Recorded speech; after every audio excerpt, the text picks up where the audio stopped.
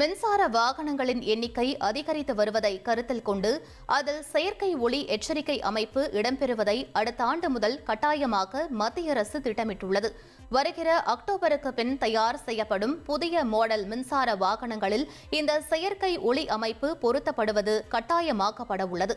இது தொடர்பான வரைவு அறிவிக்கையை மத்திய சாலை போக்குவரத்து மற்றும் நெடுஞ்சாலைத்துறை அமைச்சகம் வெளியிட்டுள்ளது.